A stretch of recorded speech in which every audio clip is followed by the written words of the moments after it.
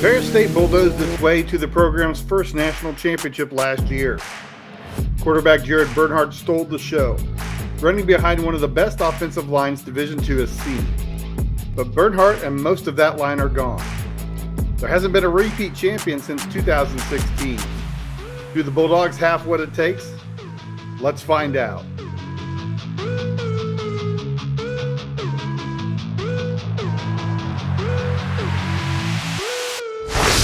Welcome to Inside D2 Football's preview of the 2022 season. I'm D2Football.com editor Brandon Meisner. Thanks for being here with us. Some players were granted an extra year because of COVID. Others left via the transfer portal. Some players arrived via the transfer portal. The pollsters have voted. The results are in. We're going to take you through them, counting down 25 to 1. Let's get started.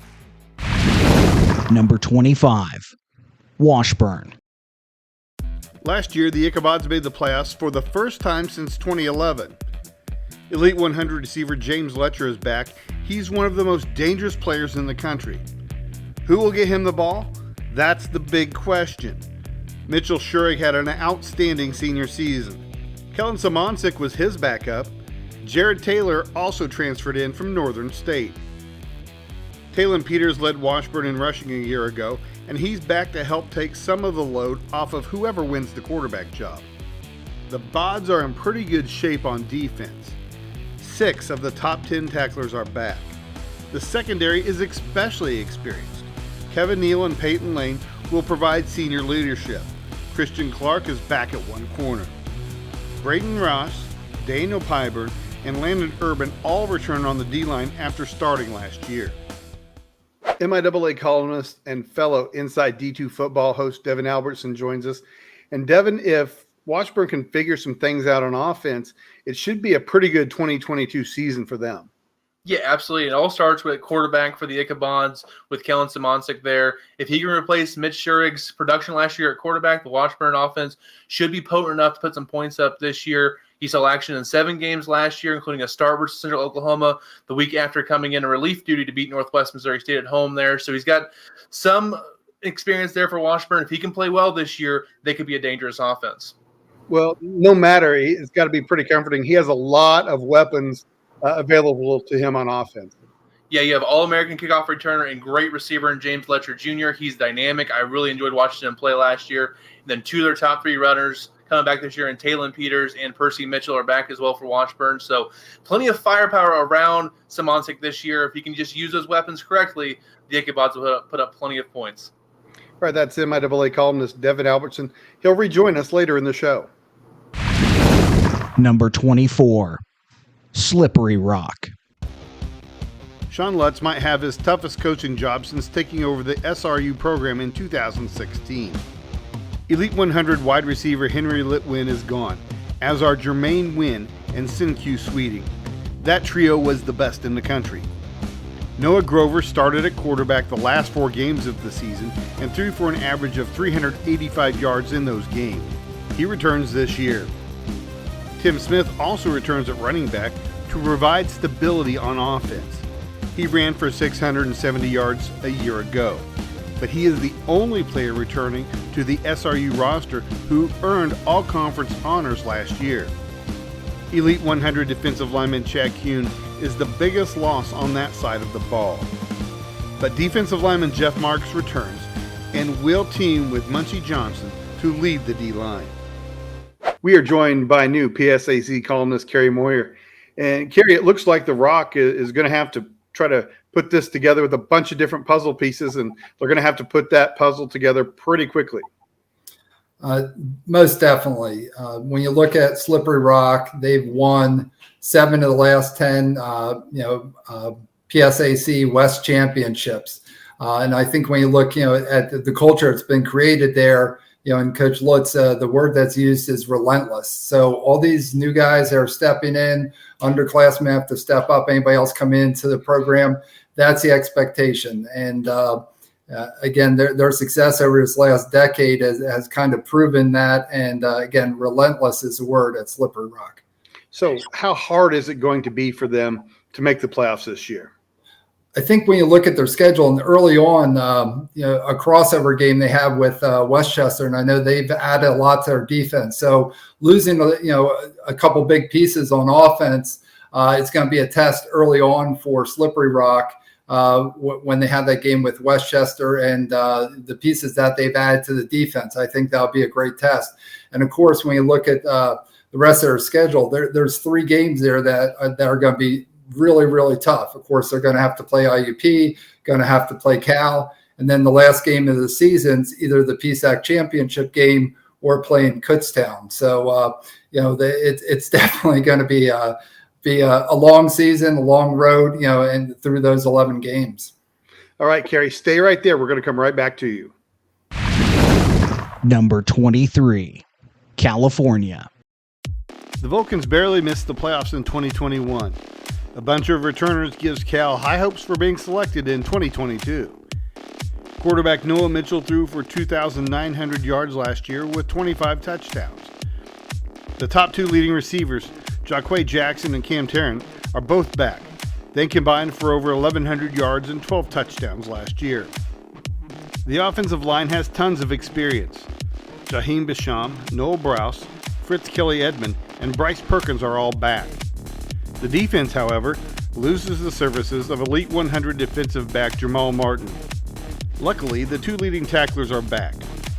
Linebackers Noah Dillo and Matt Toby combined for 143 tackles. Lineman Derek Corby is back as well. Even though Martin is gone, Dominic Solomon, Gabe Miller, and Kayvon Mormon provide the start to a strong secondary. And Kerry is back with us. Last year, Cal almost made the playoffs. This year, it doesn't look like making the playoffs is a goal that would be out of reach. Definitely not out of reach, but definitely going to be a tough road. Just looking at playing in the PSAC West, of course, having to play Slippery Rock and IUP. But when you look at their crossover games with the East, they have both Kutztown and Shepherd on their schedule. Well, might be a tough schedule, but having a 4-year starter at quarterback has to be a plus for the Vulcans. Most definitely with Noah Mitchell. And again, I think when we kind of take a look around the PSAC, both East and West, and we're looking at the teams that are potentially going to be there at the end, this is a great situation, a luxury very few of the teams have, and having a very established quarterback coming back, someone that's been a 4-year starter and was the PSAC West Offensive Athlete of the Year last year. All right, we'll come back to you later in the show, Kerry. Number 22, Lenoir-Rhyne. After starting 2-2, Lenoir-Rhyne won 6 in a row and snuck into the playoffs last year. The team was probably better than its record indicated, but it will have to replace a few key pieces to reach that level again this year. The offense will have to make do without the talent of quarterback Grayson Willingham and receiver Derek Young. Willingham threw for over 2,700 yards last year, and Young was drafted in the 7th round of the NFL Draft. Elite 100 running back Dwayne McGee returns for his sophomore season. He rushed for nearly 1,700 yards and 19 touchdowns last year. DeAndre Lester led the team in receiving last year, and he'll provide another offensive weapon for whoever starts at quarterback. The 3 leading tacklers from 2021 won't be back, but John Ross May will. He had an outstanding freshman season. Andre Jefferson returns on the line. Joining us now is Justin Pulizzi. He is the SAC columnist for D2Football.com, also a host of Inside D2Football. And Justin, this is going to be Mike Jacobs' 2nd full season in Hickory, and it feels like, at least from the outside, the expectations are pretty high for the Lenoir-Rhyne. Yeah, the expectations here in Hickory are extremely high.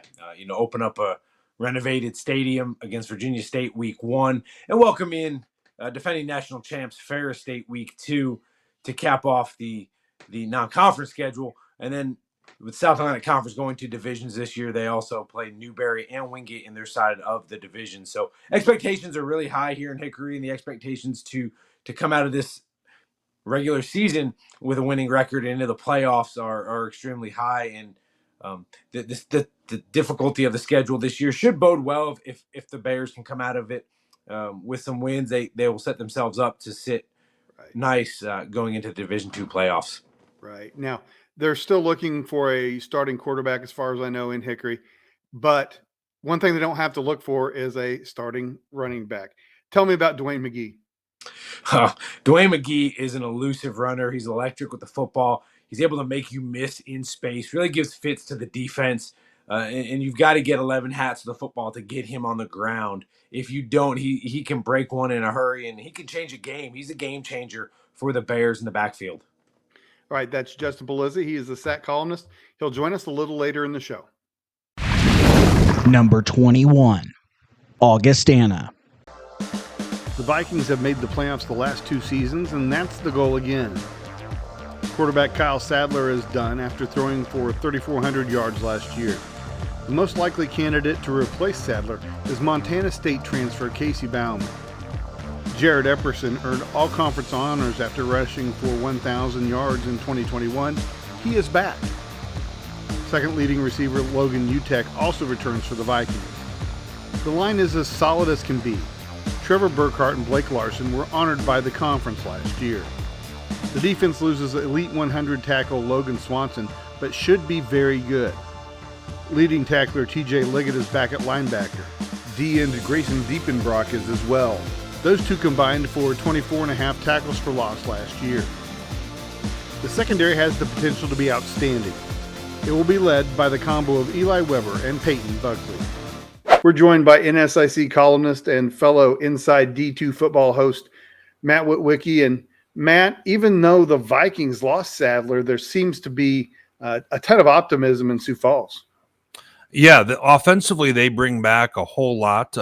Really strong offensive line. They bring back some key players in the passing game who accounted for about 1,200 yards and almost 20 scores that are still coming back, along with looking at Jared Epperson, a halfback that's one of the top players in the conference. So really what it comes down to them, for offensively at least, is really being able to get solid quarterback play, and having to replace Sadler is going to be kind of their number one target there.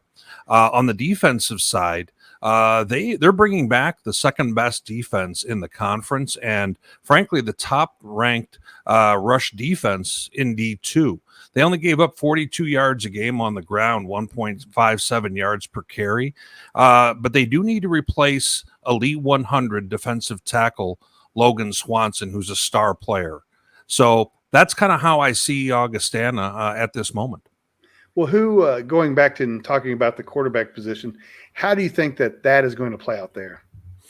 Yeah, a season ago, Connor Neal was their first backup, replacing Sadler, along with Thomas Skolton. And taking a look at them, neither one got a lot of snaps or a lot of game activity. And all of a sudden, they bring in a summer transfer from Montana State University in Casey Bauman, who's a 6'6", 230-pound quarterback who had 3 starts in 2019 as a freshman. So as I take a look at that with them, I think that there's a real chance that Bauman, with his upside and experience, may end up getting the nod in the end. All right, very good. That's Matt Witwicky, NSIC columnist for D2Football. He'll join us later in the show. Number 20, Albany State. A young offensive team scored enough to help the Rams make the playoffs. If that same group can muster up a few more points, the Rams could be on the way to an outstanding season.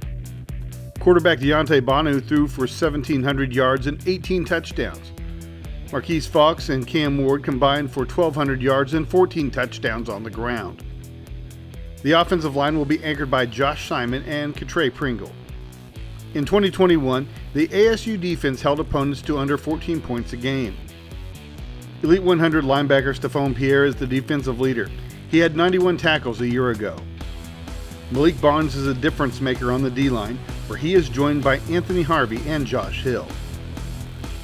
New SIAC columnist A.D. Drew joins us. And A.D., looking at the Albany State schedule, if they can get past Savannah State, it looks like they have potential to be undefeated in Division II and maybe get a higher seed in the playoffs. Yes, definitely. they've got a return game against Mississippi College and Shorter, who they both played last year. But honestly, they should run straight through the SIAC. The only other team that may give them a tough game, possibly the big talk about Benedict Morehouse, Coach Freeman. Is he going to return Morehouse to its glory? Coach Willie Slater coming over from Clark, bringing his winning ways from Tuskegee, possibly. But I think those dreams are maybe a year away. Right. Albany State had a great defense last year. Stephon Pierre was on our Elite 100 team. He's back. Can they do the same thing that they did? Can they be as good on defense this year as they were last year? Boy, I would hope so, but let's be honest. There's only one direction that you can go when you play defense that good is to go down. Now, going down does not necessarily mean a bad thing, but let's put this into perspective.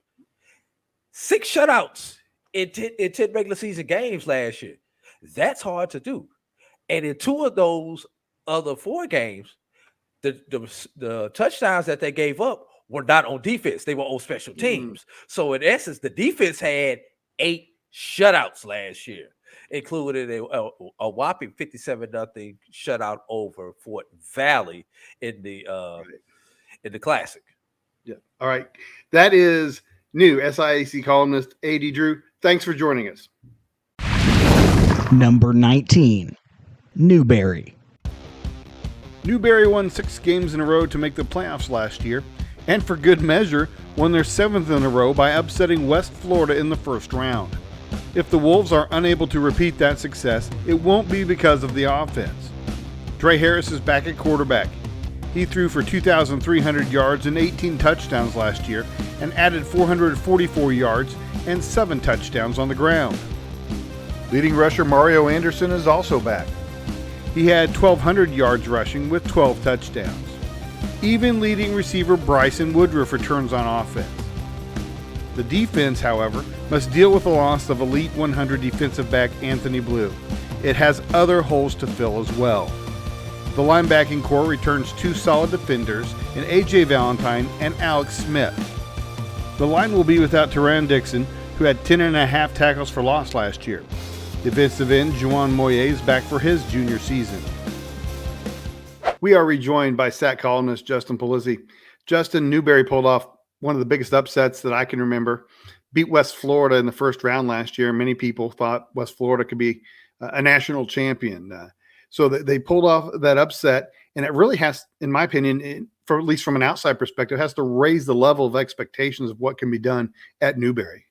Yeah, the expectations at Newberry are extremely high going into this season. They made a little bit of a run there in the playoffs, knocked off expected or potential national champion in West Florida, and really turned some heads when they did that. So I think the expectations now have been set to, we expect to compete for a South Atlantic Conference championship, and we also expect to compete in the national playoff landscape. So the expectations to me, and I think most fans around the South Atlantic Conference, is that Newberry expects to be at the top of that conference competing for national championships. Right. Dre Harris is back, and he played okay against West Florida in the playoffs. Didn't play particularly well against Bowie State. Any concerns there? No, absolutely not. Okay. Most asinine question I've heard today. No, I really don't think there is any concern there. He's an experienced quarterback in a very difficult South Atlantic Conference.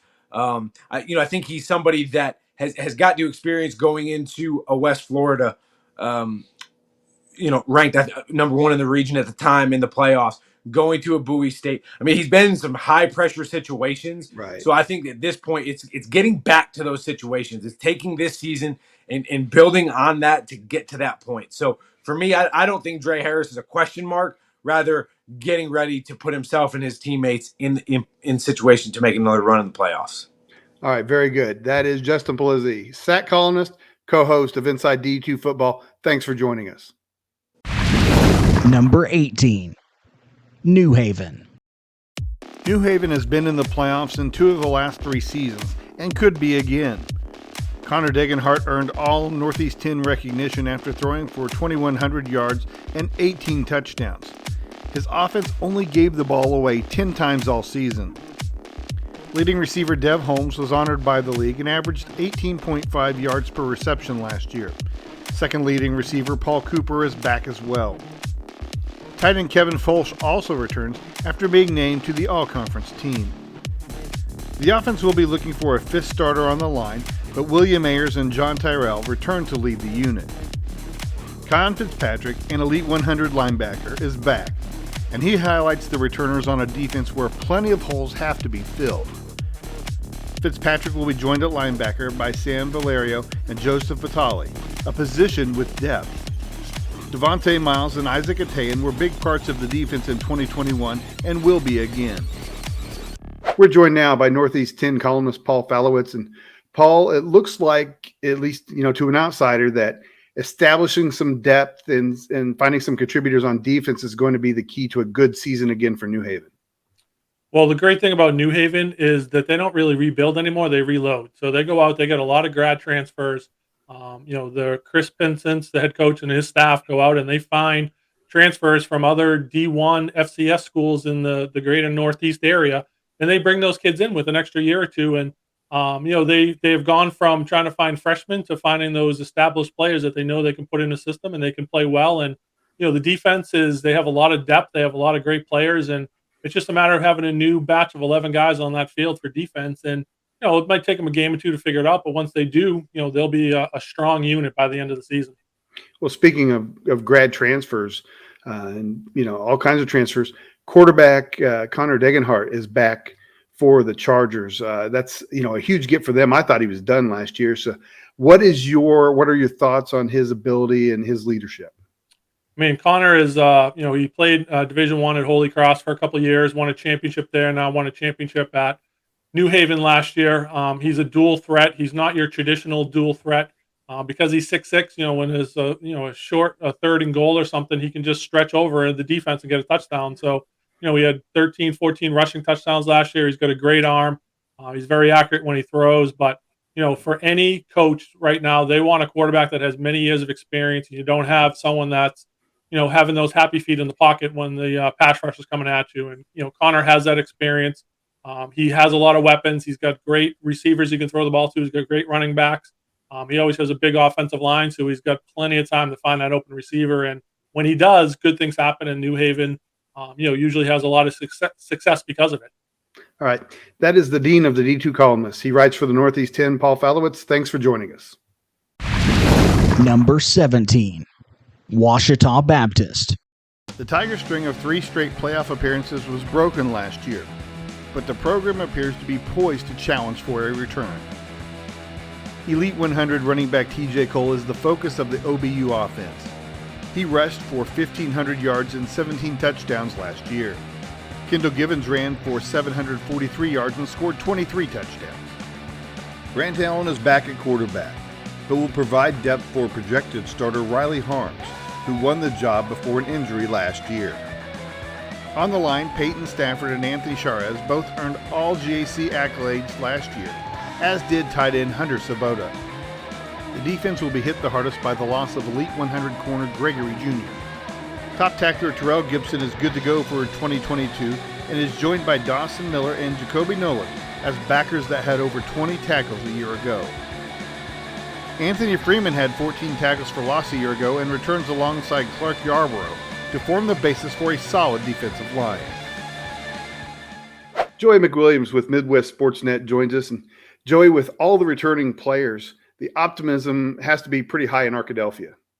Oh, it no doubt is, and it's from Coach Knight all the way down, and rightfully so. This is a team that was 9-2 last year, and it's a program now that has a winning season in each of the last 13 years coming into 2022. Coach Knight, of course, in his 23rd year with the program as well. Last year's 9-2 record, well, it's a bright point. They did not make the playoffs, and I have to tell you, I think they were this close. I mean, this close to getting in, just on the outside looking in. But that having been said, they did it in essence with a backup quarterback in Grant. He came in as Riley Harms was injured in the preseason, came in, took care of business. He's back, but Riley Harms is back as well this year. And they do it also with a running back who set the single season record in the Great American Conference last year. TJ Cole is coming back, rushed for 1,530 yards last year, 18 touchdowns. He may not have as much weight on his shoulders, though, now because Harms is back. They may throw the ball around a little bit more, and they're going to do it behind some great protection led by Peyton Stafford, an All-American, and all 5 starters from that offensive line are back as well. We can talk about the defense some. The offense is going to do its job. Greg Jr., the defensive back, hey, he was the first Tiger drafted into the NFL, and so they're excited about it there. Anthony Freeman's going to lead the way for them from the defensive line, and the Tigers on defense should be looking good as well. But all the offensive keys, there is hope there and optimism as well. So what will it take for them to make the playoffs then?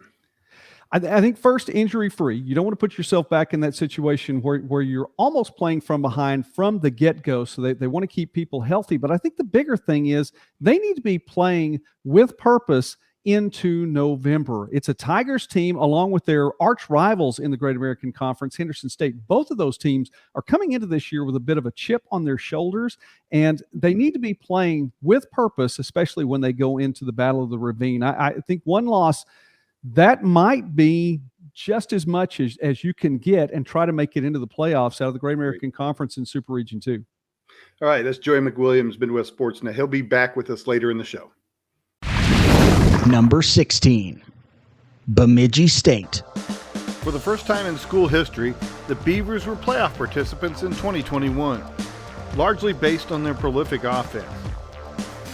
All-NSIC quarterback Brandon Alt threw for 4,300 yards and 46 touchdowns. He was a finalist for the Harlan Hill Trophy and is back for his junior season. His favorite target was Elite 100 receiver Brandon Bolio. He had over 1,300 yards receiving and 13 touchdowns. As if that's not enough, Jalen Fry returns after missing 2021. He ran for 148 yards per game in 2019. The offensive line that started the final 7 games returns intact, including all-conference selections Connor Kovas, Ty Cobb, and Jake Gannon. But there is work to be done on defense. The team must improve on the 31 points per game it gave up in 2021. All-NSIC linebacker Zolly Kaplan is the lone returner that received honors last year. The team may rely on several transfers and freshmen. NSIC columnist Matt Witwicky rejoins us. And Matt, a great season last year in Bemidji, but this year they have to be better on defense. Yeah, and I think that starts, Brandon, with the change that they brought in a new defensive coordinator, Marcus McLinn, and basically with that, he's got some good experience that he's bringing to them, having coached at University of Minnesota Duluth, and then also being a player and also later a coach for D3 champ Wisconsin Whitewater. He played for 3 titles with them. He coached DBs in the past, and I think with this year, we're taking a look at them, their front 7, they returned some guys from injury and should be ready to be a little bit better defensively, a little more how they've been a strong defensive team in the past.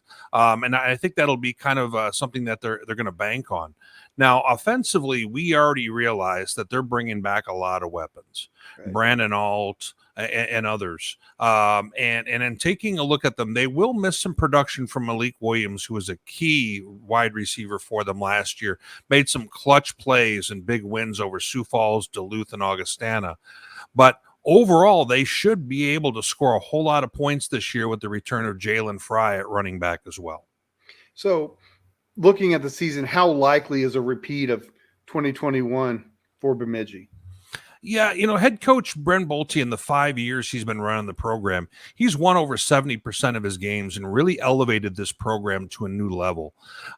With that said, I really don't see any reason why they're not the favorite in the North Division at the very least. But it is worth taking a look at the fact that they do have a really tough start to the season. They host Mankato week 1. They're at Augustana week 2, and then they host Winona State, who's always in the mix, in week 3. All right. That's Matt Witwicky, NSIC columnist. Thanks for joining us, Matt. We'll see you on Inside D2 Football. Number Number 15, Western Colorado. The Mountaineers came out of nowhere to make a trip to the playoffs last year. Will Lightning strike 2 years in a row? If the returning talent on offense is an indication, the chances are good. All-RMAC running back Josh Cummings is back after rushing for 1,300 yards and 17 touchdowns. Second leading rusher Davon Butler returns as well. Quarterback Connor Desch was honored by the league after throwing for over 2,300 yards with 22 touchdowns. Elite 100 D lineman Will Lytle had an outstanding season a year ago, but is lost to graduation. Linebacker Lane Ferris is also done after being honored by the league. Western will need to figure out how to fill those holes on defense, but some others return to lead the D. Wyatt Burr was named All-RMAC linebacker after leading the team in tackles a year ago. Dominic Fletcher returns there as well. The secondary will be led by Tim Mullen, Darius Gaines, and Ethan Sanchez-Maxwell. Joined by RMAC columnist Jimmy Pilato. And Jimmy, a surprise season last year for Western Colorado. What is your take on their ability to duplicate the kind of success they had last year? Western's going to be relying on replacing a lot of senior leadership. They had a lot of guys come back after taking a year off of COVID, especially on the defensive side with Lane Ferris and Will Lytle, respectively. They do have the horses on offense to play with anybody in the country. They proved that in their playoff game, unfortunately falling just short and having a mental lapse, knocking them out and ending their incredible season. Now, this year Western has to play in a soccer stadium. The football stadium is being, has construction ongoing, and there are only 500 seats available. What kind of impact do you think that's going to have on their season? It's definitely disappointing not to be able to pack the house after an incredible run. It's also going to be difficult because you technically don't have a home, and the school has done this before with other teams, and the teams struggle when they don't necessarily have that home stadium in their own field. So it'll be interesting to see if they can bounce back from that, but it is going to miss out on some wild fan interactions at that stadium. All right, that's Jimmy Pilato, RMAC columnist. He'll join us later in the show. Number 14, Kutztown. Kutztown advanced to the quarterfinals for the first time in program history last year. The loss of a few key pieces will need to be offset by a solid group of returners for the Bears to get back to the playoffs. The replacement for quarterback Eric Nickel appears to be Donnie Blaine. He threw for 513 yards and 5 touchdowns in limited action last year. He'll have plenty to work with. Leading receiver Jerome Kapp is back, as is Jake Novak. He was second on the team. Jordan Davis and Darrell Davis McNeil were 1-2 in rushing last year as part of a backfield where the ball was widely distributed. On defense, Amani Justice and Tyler Wary are back to anchor the linebacking core. The secondary will feel the loss of Nick Palmer and Sean Turber Ortiz. However, Antoine Lloyd does return after picking off 4 passes a year ago. PSAC columnist Kerry Moyer rejoins us. And Kerry, last year when we named our Elite 100 team, there wasn't a single member of the Kutztown squad on the team. I think that's a reflection of the great job that Jim Clements does at Kutztown, one of the most underrated coaches in the country. Absolutely agree. And, having seen Kutztown play live, over this last decade, of course, Coach Clements in his 9th season now. If you take a look at the way they do things as a team. I was at their spring game this year, and not a traditional spring game like a lot of folks think. It really was a practice, and in between sessions of offense and defense, scrimmaging each other, they actually had sessions where they were coaching the guys up and going through a practice format. And I think that's one of the biggest things is that they bring these guys in, they know the kind of guys they're trying to recruit, and they develop those guys over the course of their career. Well, it looks like this year that development better happen pretty quickly. They don't have a lot of time to get up to speed. When you take a look, week 2, they're going to have Cal. And, of course, Cal has been knocking on the door the last few years. Big expectations this year. Big test coming in, with Noah Mitchell, the quarterback that's coming in. Big test for, defense coordinator, Coach Fargo, and his group. And, of course, playing in the PSAC East, going to have Shepherd and the back and forth battles that they've had these last few years. And then at the end of the season, it's either the PSAC championship game or a game with Slippery Rock. So again, with a lot of teams that we're talking about here in the PSAC, we're talking about those wins and getting the record that you need to hopefully convince the folks to get into Super Region 1 and get into the playoffs. All right, Kerry, we'll see you one more time. Number 13, Nebraska Kearney.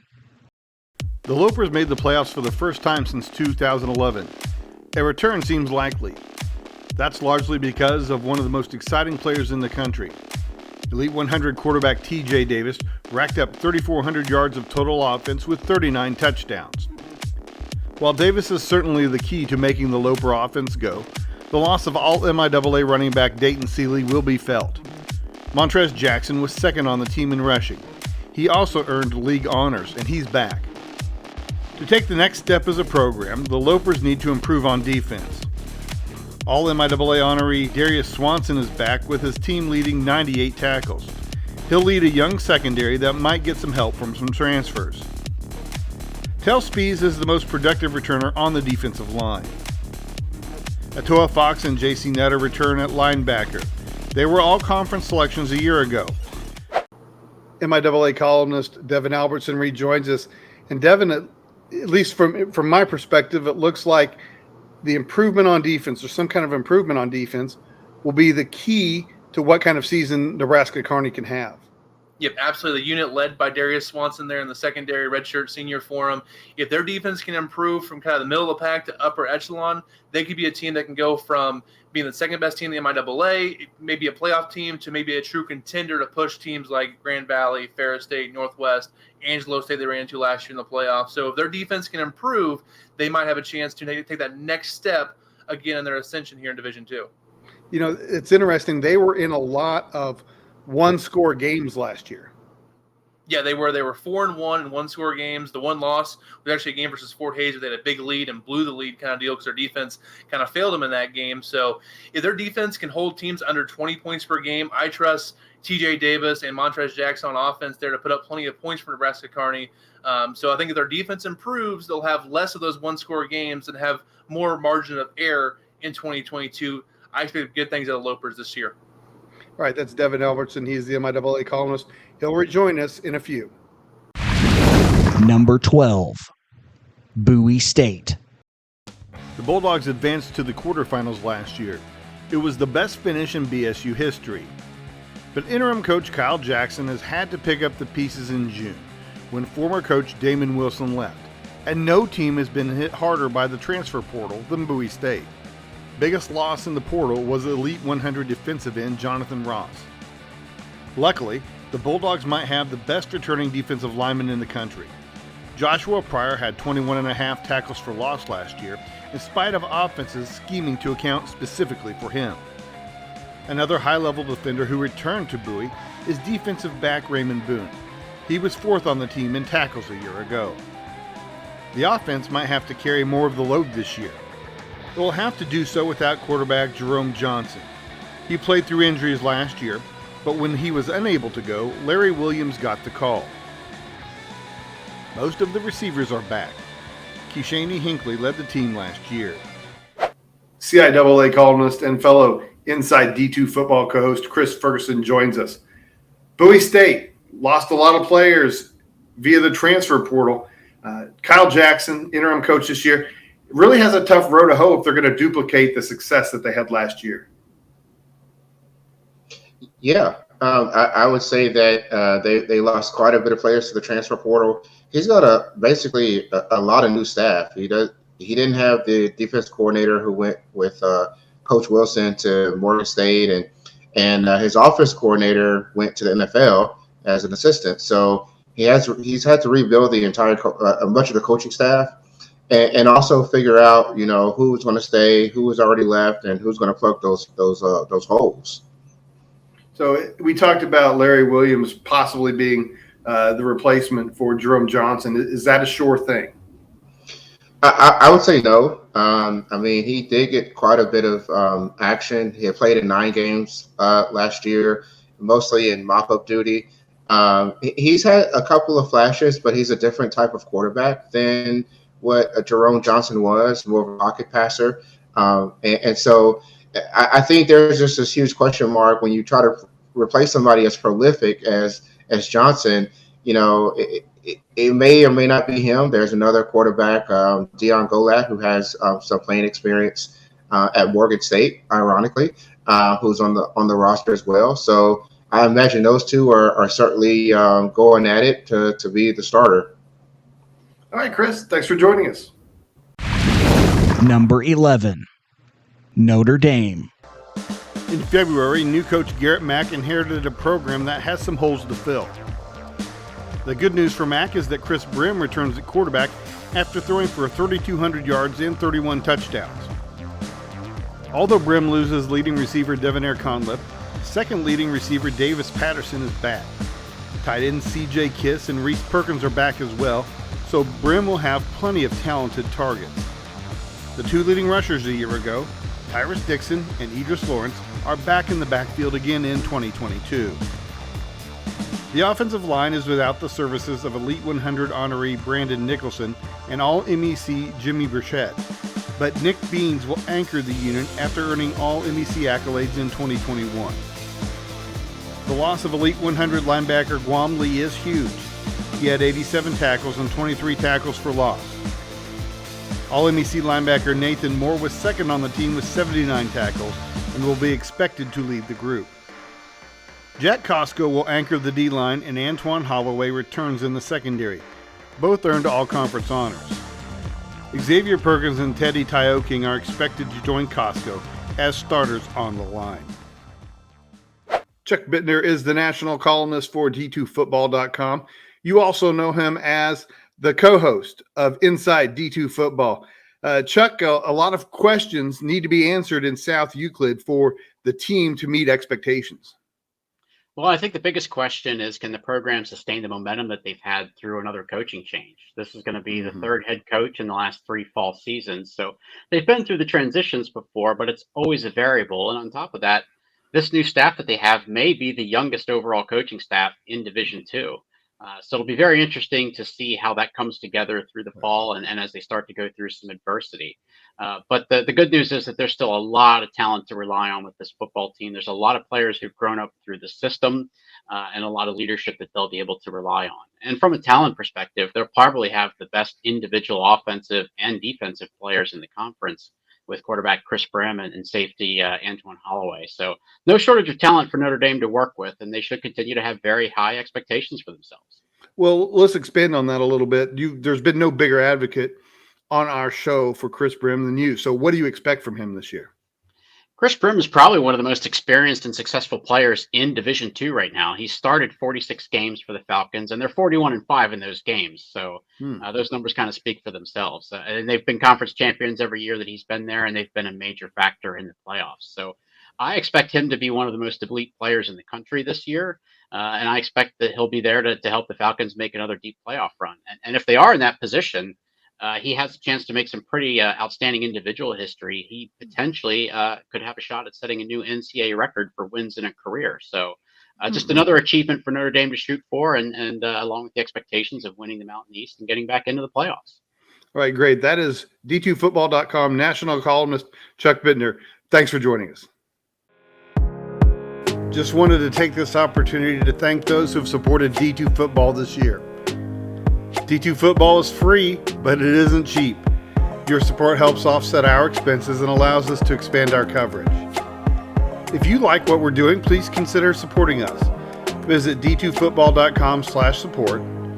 Or if you want to do it the old-fashioned way, click contact on the website to find our mailing address. But again, thank you for supporting D2 Football.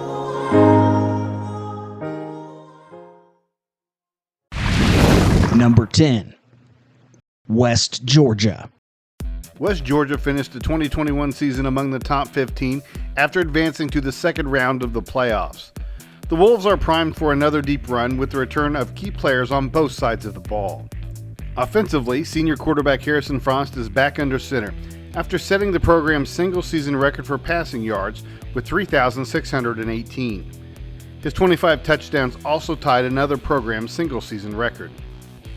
3 of Frost's top targets were lost to graduation. However, sophomore receiver Terrell Cole is back after a stellar freshman campaign that saw him ranked second on the team in both receptions and yards.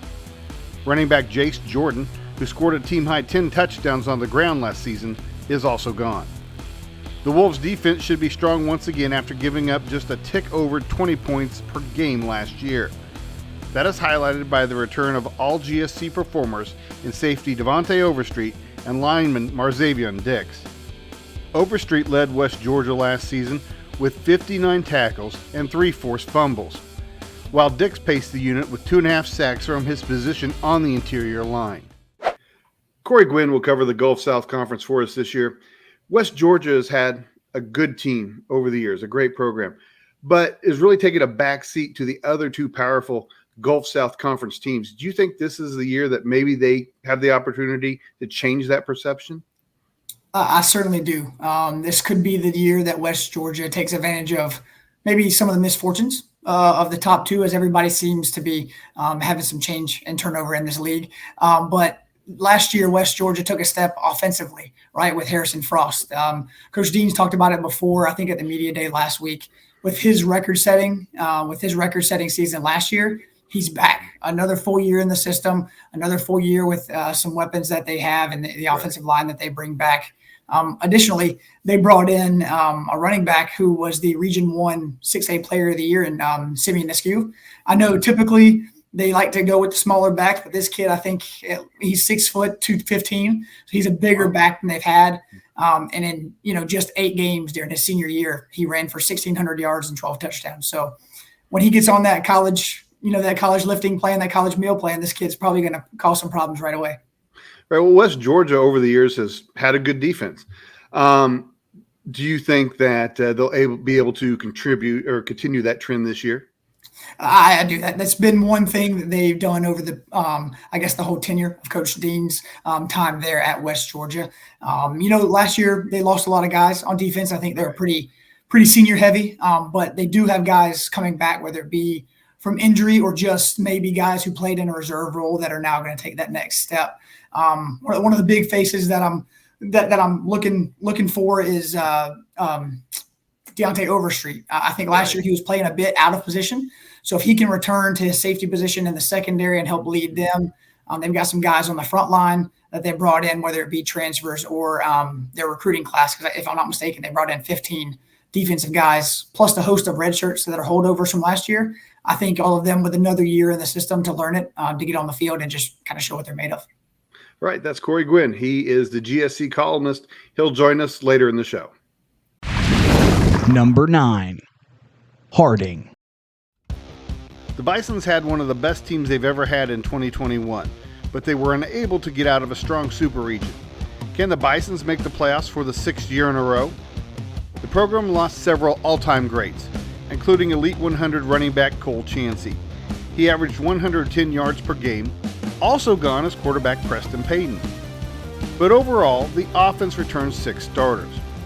All GAC running back Omar Sinclair was second on the team in rushing, and he's back.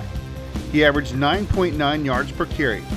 Cage City was the team's leading receiver and was honored by the league as well. All GAC linemen Sam Wilson and Mason Hutto were lost to graduation, but Hunter Willis, Austin Toller, and all GAC honoree Keegan Shive returned to a line that helped the team rush for 390 yards per game. The Harding defense has morphed into one of the best in the country, but the Bisons will have to navigate the loss of 2 all-time Harding greats in Corey Beatty and Dylan Hendricks. Luckily, the cabinet is not bare. All-conference performer Cade Pugh, Cooper Carroll, Malik Mays, and Grant Fitzhugh are all returning starters in the secondary. Pugh was second on the team in tackles. Linebacker Ben Hickory has the most experience at the position. On the line, Jay Marshall, Patrick Healy, and Nate Wallace are all back. Joey McWilliams rejoins us. And Joey, at Harding, they've lost some all-time greats, but there doesn't seem to be the expectation of a setback with their football team. No, not at all. And you're rarely going to find a team like Harding that just doesn't seem to have setbacks from year to year. And it's due to a number of things. One in particular is this offense, this option offense that they run. You have to have 11 players in sync, as Coach Simmons will tell you. They need to be playing in sync or it's not going to work out right. That having been said, you can put different people in to fill those roles, and in year out, they find people to fill those roles.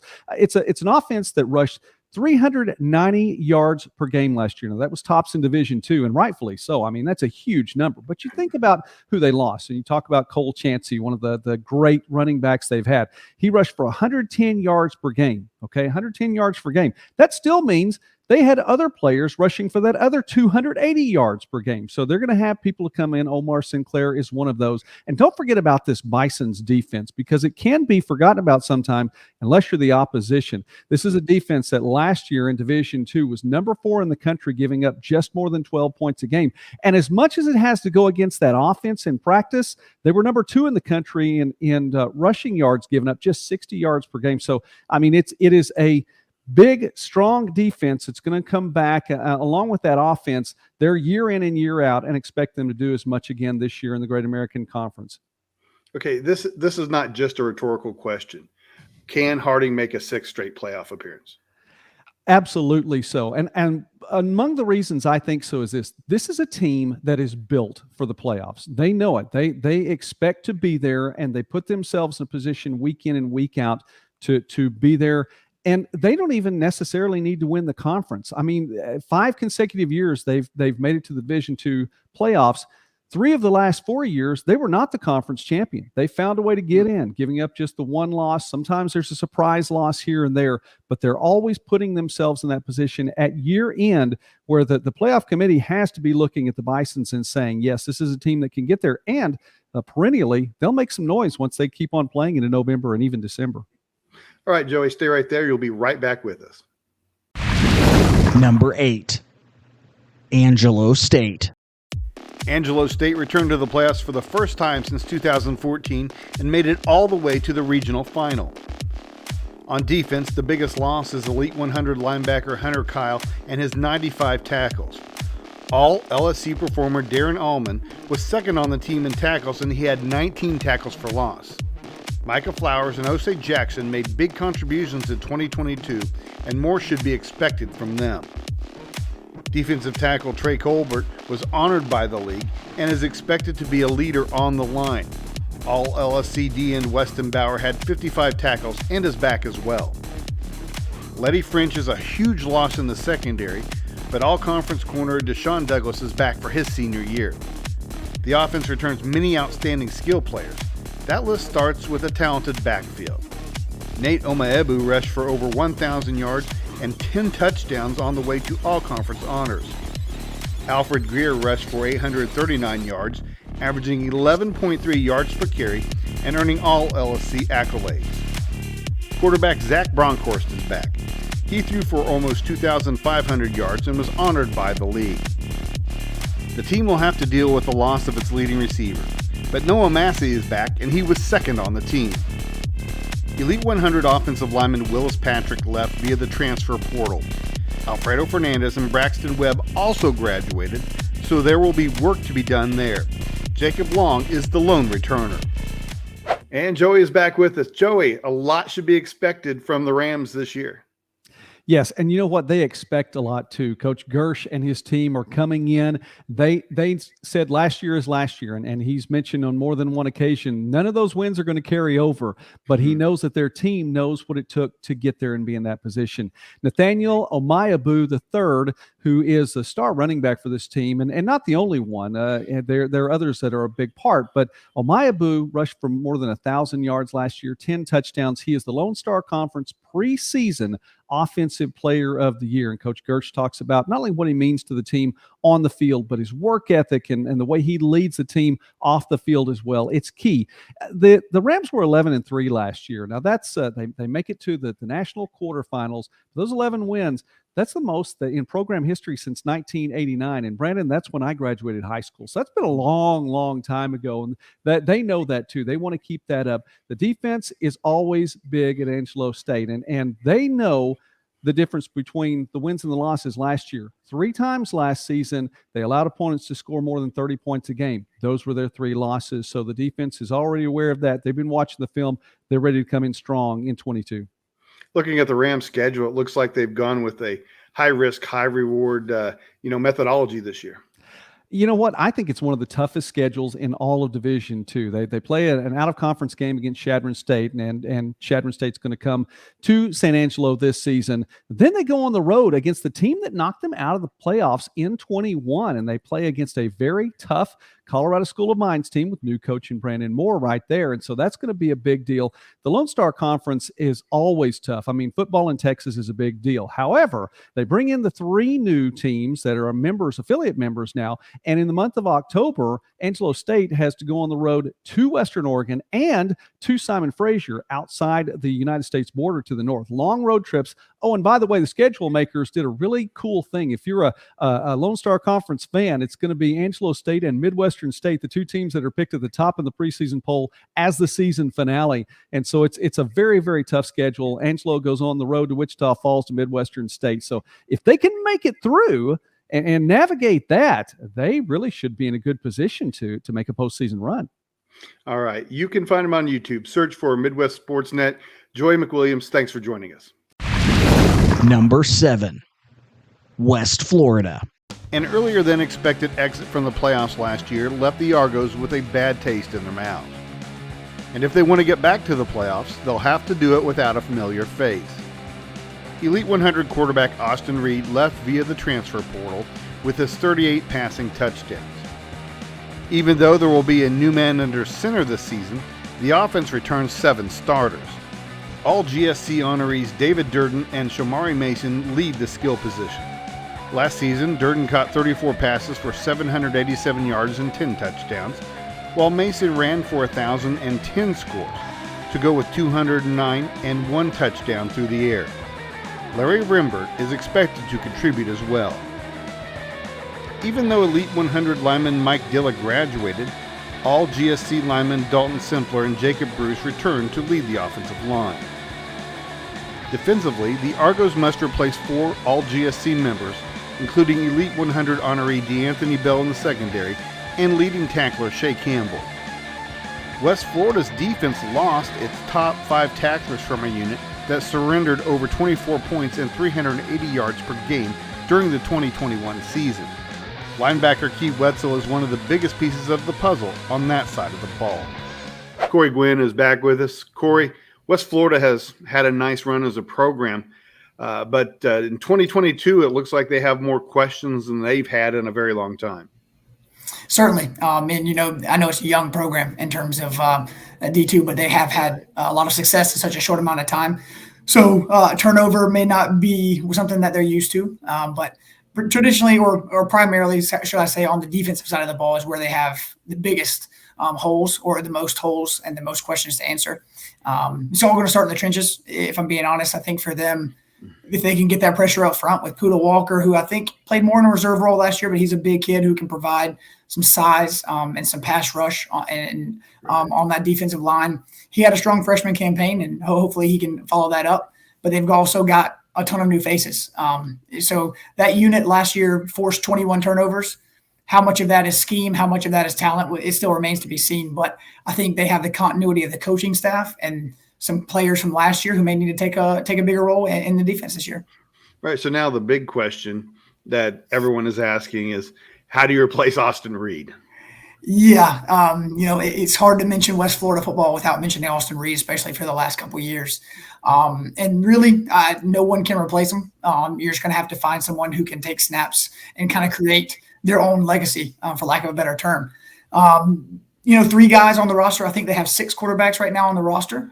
3 of them are Division I transfers, so they have some of that experience, including last year's backup in Wyatt Egat. I know he didn't play a ton, but he was the primary backup, and so I think it's his job to lose. But they brought in a couple guys from Arkansas State and Murray State, in addition to some high school kids that they brought in and had on the team last year. So the key here is whoever's taking snaps just has to rely on those skill players, because they still have their receivers and their offensive line, who is one of the most experienced as any group as you're going to see, especially in this conference.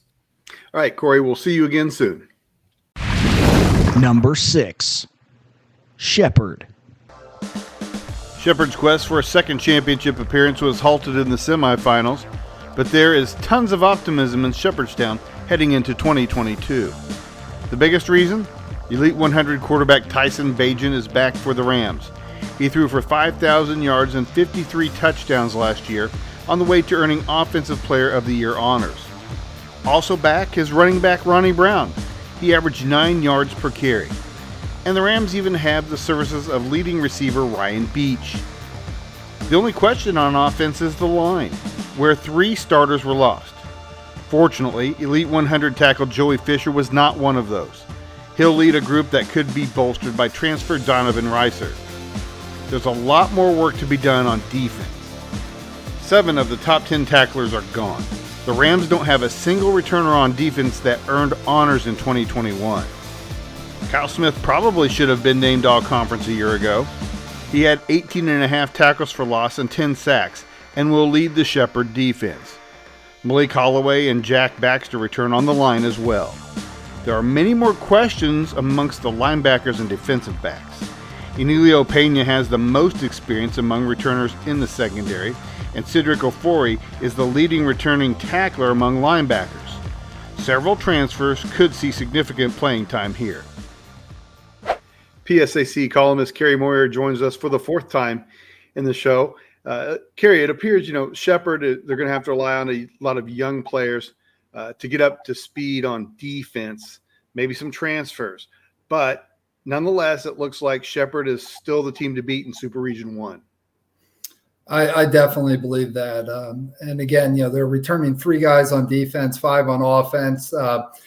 They're going to put up a lot of points. You have the Harlan Hill Trophy winner coming back at quarterback.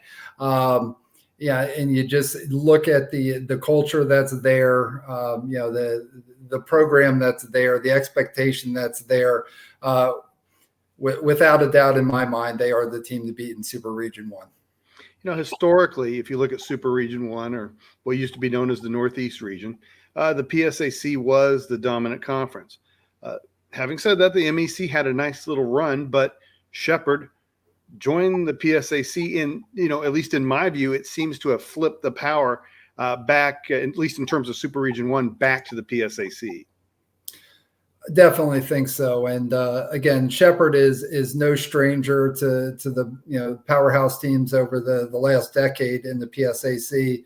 There have been a lot of wars that have been waged with the Kutztowns and then the teams from the Westchester as well. So again, I thought it was a nice fit. Of course, when Cheney exited the PSAC, and there was a year where everybody ended up having a bye week, and then it was definitely I think it probably caused some head turns, bringing in Shepherd, but it has been great for the PSAC East and the whole conference. And I think you're spot on with that, with the addition of Shepherd, in recent years, Kutztown, before that Westchester, of course, Slippery Rock, IUP, Cal from the West. There's always been a real strong contingency, coming each and every year for Super Region 1. All right. He is Kerry Moyer. He is the PSAC columnist. We're glad to have you aboard. Number 5, Grand Valley State. Grand Valley was the only team that could have, and possibly should have, beaten Ferris State last year. With 18 returning starters, the Lakers are in a great position to make a run in 2022. Elite 100 linebacker Abe Swanson is back to try to improve on his 104 tackle performance from a year ago. He leads a defense that returns almost everybody. 12 of the top 15 tacklers return this year. He's joined at linebacker by all GLIAC honorees Brendan Brown, Damon Wesley, and Denzel Williams. Devontae McCurdy earned all-conference honors as a freshman last year and is part of a talented secondary that includes Antonio Strong and Jontavis Webb. When the return of defensive linemen Seth Hoonhorst, Christian McCarroll, and Jack Gilchrist is factored in, it's easy to see that the Lakers are loaded on defense, but it looks just as good on offense. Quarterback Cade Peterson will look to build on his all-conference performance of 2,100 yards passing and 26 touchdowns. He also ran for 559 and 7 touchdowns. Leading rusher Tariq Reed averaged 5.8 yards per carry in 2021, and Jack Provencher added meaningful carries. Hunter Rison led the team in receiving and left early for pro opportunities, but Cody Tierney was second on the team and he's back. So is Jacob Miller. He was third in yards per game. Ugliac lineman Quentin Barrow is back at left tackle and Garrett Carroll is back at guard. They could get some help from transfer lineman Gabe Brown. If D2Football.com had a Hall of Fame, this man would be in it. Longtime GLIAC columnist Tony Nicolette rejoins us to become the GLIAC columnist once again. Tony, we're looking at Grand Valley. Matt Mitchell's got a pretty good team, might be his best team in a long time there in Allendale.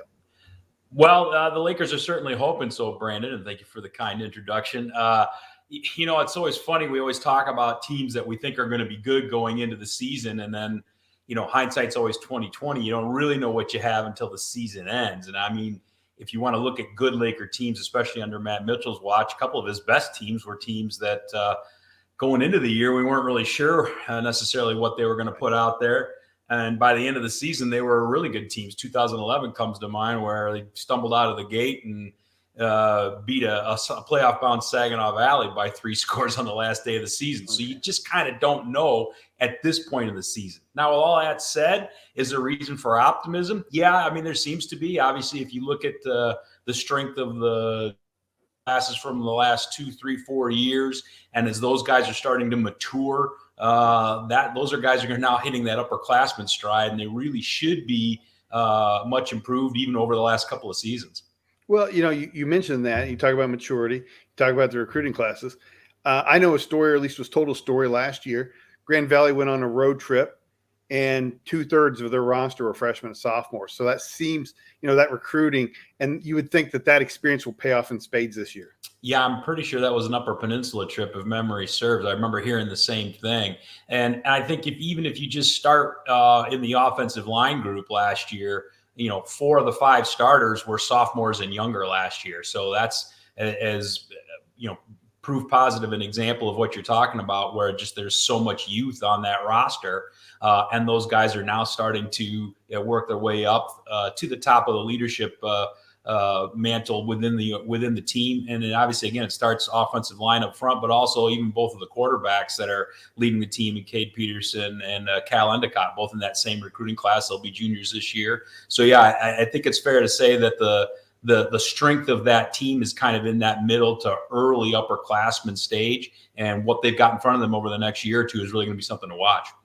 All right, Tony, stay right there. We'll be back to you fairly quickly. Number 4, Northwest Missouri State.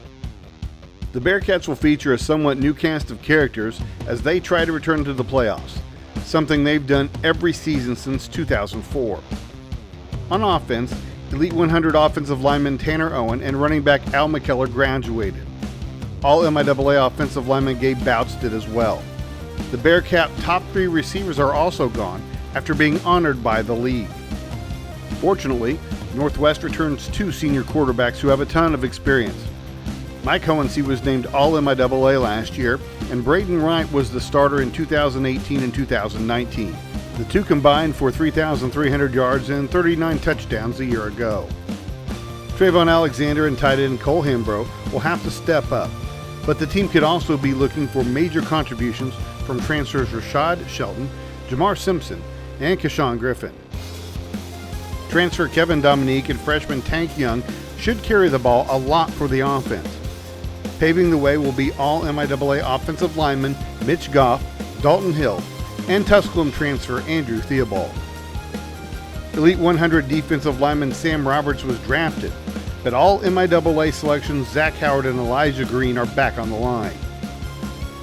The strength of the defense will be the linebacking corps. Sam Phillips and Isaac Volstedt will be expected to lead the way and can expect contribution from transfer Bryce Crone. Khalil Smith is the lone returning starter in a secondary that will need time to grow during the season. MIAA columnist Devin Albertson is back, and Devin, it looks like Northwest Missouri has a lot to replace on offense. Yeah, absolutely. Their top 2 runners are gone from last year, including Al McKellar, who is an absolute stud for them in the backfield. Their top 3 receivers, and Donadell, Caden Davis, and Alec Tatum, all gone as well. So a lot of firepower graduated there for Northwest. They have some young guys in the stable there. They'll need to play and prove themselves early in the year to kind of trust the offense there for Northwest with Mike Hohensee and Braden Wright there at quarterback for the Bearcats, for them to have plenty of weapons on the outside to make them look better going into the season. Well, on defense, Northwest typically a strong defensive team. It looks like the play of the secondary will be key this year. Yeah, for sure. On there, Khalil Smith is the one kind of known quantity in that secondary. They graduated a lot of good guys from last year, so a lot of guys that we don't know a whole lot about this year. Kind of the same with the receiving and the running back cores. Can those guys step up? Because the Northwest front seven is going to be good with guys like Zach Howard and Elijah Green, Isaac Volstad, Sam Phillips up there. They're going to be good in the front seven. Can their secondary hold up? Can teams take the top off that defense in the back end there? That'll be the key for Northwest going into 2022. Right. That's Devin Albertson, MIAA columnist. Thanks for joining us. We'll see you on Inside D2 Football. Number 3, Colorado Mines. 2021 was a great season for the Ore Diggers. 2022 could be better.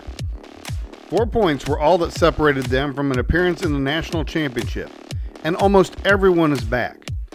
New coach Brandon Moore has the luxury of 8 returning starters on each side of the ball. On offense, none are more important than 2 Elite 100 honorees, Michael Zeman and John Matoka. Zeman gained over 1,600 yards on the ground and scored 21 touchdowns. Matoka had 3,100 yards passing with 38 touchdowns and added nearly 500 yards and 7 touchdowns on the ground. All RMAC receivers Josh Johnston, Tristan Smith, and Mason Karp are all back for 2022. Elite 100 offensive lineman Matt Armendariz is joined by all-conference honoree Nick Vandegraff, but Mines will have to replace 2 all-RMAC performers. The CSM defense only gave up 14 points per game and returns 7 of the top 10 tacklers. Leading tackler and all-RMAC performer Gabe Courts graduated. The fellow conference honoree Mac Minahan returns. The secondary should be strong. It returns 3 all-conference selections. Cam Forrest, Mason Pierce, and Jaden Williams were part of a secondary that held opponents to 207 yards per game in the air. If opponents choose to throw, they'll have to keep an eye out on a strong CSM pass rush. Nolan Reeve and Zach Hester combined for 18 sacks. Cameron Rella returns to the interior of the line. RMAC columnist Jimmy Pilato joins us again. Jimmy, the Ore Diggers have Michael Zeman, John Matoka back. Their offense has got to be ready to roll.